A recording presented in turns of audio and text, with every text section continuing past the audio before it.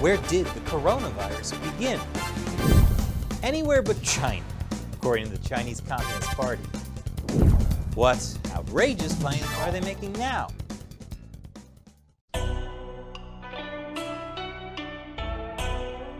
Welcome to China Uncensored, I'm Chris Chappell. This episode is sponsored by Surfshark.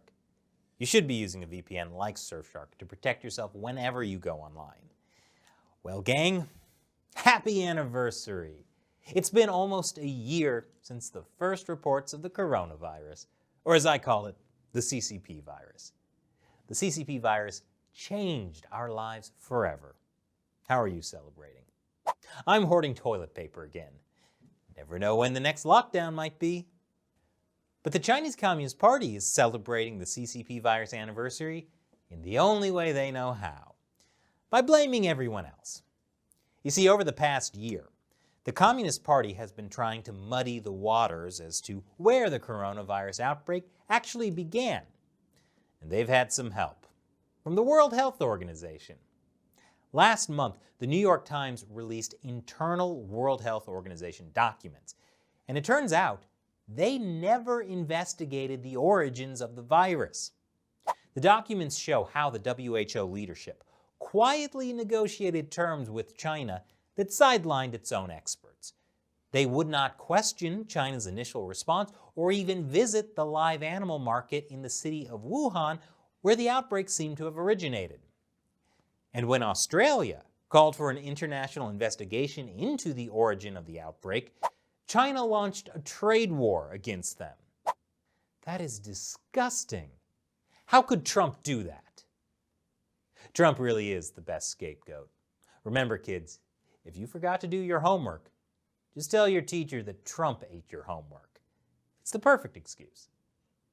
So the point is, the Chinese Communist Party does not want the blame for the CCP virus, which is why the party is once again trying to raise doubts about the origin of it. Chinese Foreign Ministry spokesperson Zhao Lijian is saying, although China was the first to report cases, it doesn't necessarily mean that the virus originated in China. Maybe the World Health Organization would have backed that up if only they had been allowed to investigate. Zhao Lijian, of course, famously tried to blame the US military for the coronavirus back in March. Later in March, China also tried to blame Italy. They did that by twisting the words of Italian physician Giuseppe Ramuzzi. In an interview with NPR, the doctor said some other doctors in Italy had said they remember having seen very strange pneumonias in December and even in November. So Chinese state-run media made it sound like he meant that the virus was circulating in Italy before there was an outbreak in China. You know, secondhand hearsay is not exactly conclusive proof. Also, it doesn't mean it was the same virus, and even if it was, it also could have spread there from China, since 3 million people from China visit Italy every year. Ramuzzi himself says that Beijing twisted his words in a textbook example of propaganda, and that he thinks the virus definitely came from China, but spread to Italy earlier than previously thought. By the way, even the first officially confirmed case in Wuhan was traced back to November, although the Chinese Communist Party didn't exactly publicize that fact. That case isn't considered patient zero, though, so we don't know when the first case of the CCP virus was, or, as the CCP called it at the time, the Wuhan virus. Yes, the Wuhan virus, because it came from Italy.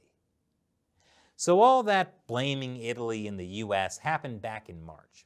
But now, as cases are spiking around the world, the Communist Party is once again playing the blame game.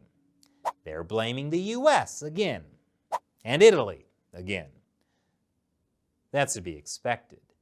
But now, there's a new contender, India. So let's take a look at these new, very legitimate claims the CCP is making, right after this short break. Welcome back. The CCP is saying the CCP virus totally didn't start in China. So what excuses do they have for blaming America this time?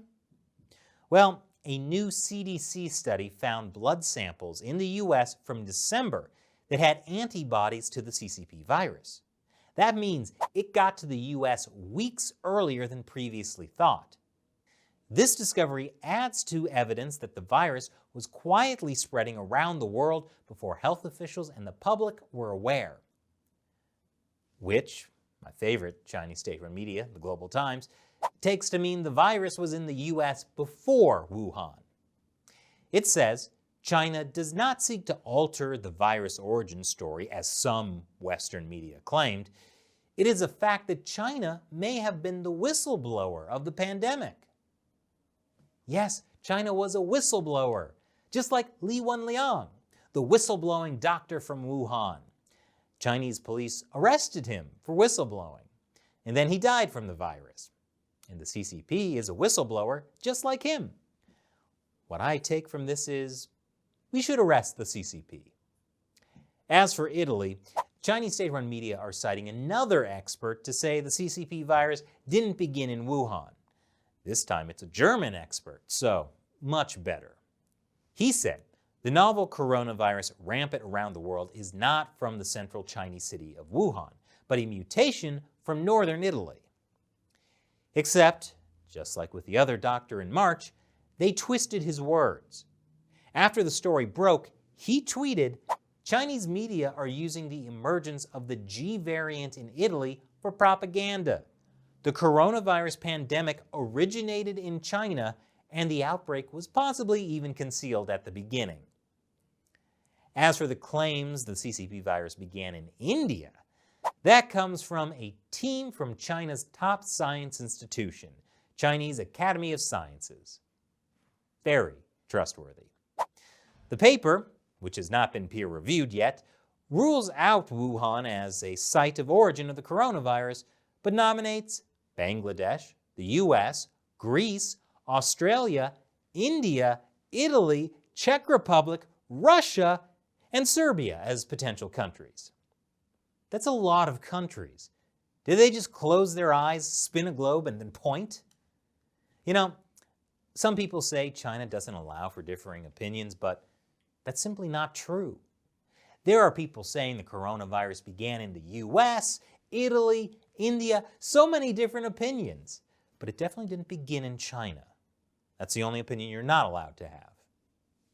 Now, this propaganda to get people to believe that the CCP virus isn't the CCP virus may sound laughable, but there's a good reason that the Communist Party is doing this.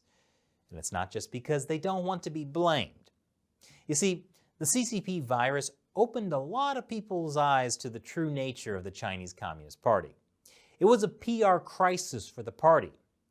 But with every crisis comes opportunity, which is why the Communist Party used the coronavirus to wage a propaganda war and to rehabilitate their image by deploying mask diplomacy.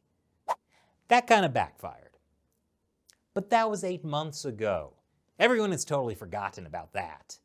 What's important now is that China is winning the global economic recovery, which is why you should invest in China. Plus, it's got a vaccine now. And you know what that means. It's time for vaccine diplomacy.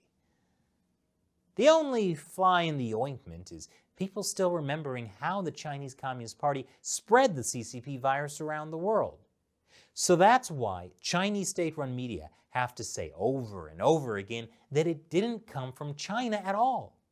If they say it enough times, maybe people will start to believe it.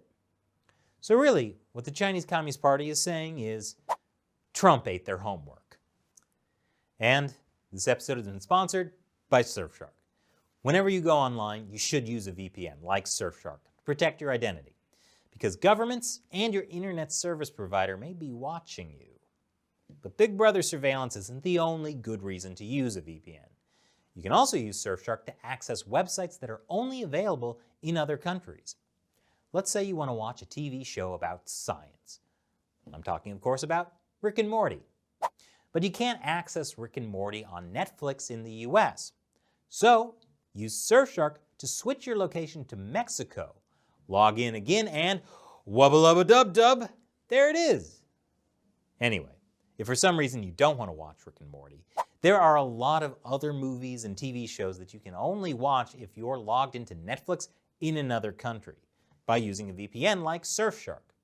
Another cool feature is you can connect as many devices as you want with just one Surfshark account. So try it out with a 30-day money-back guarantee. And Surfshark has a special discount for China Uncensored fans. Go to surfshark.com/uncensored and use the code UNCENSORED to get our special deal that includes 4 extra months for free. Click the link below. Once again, I'm Chris Chappell. See you next time.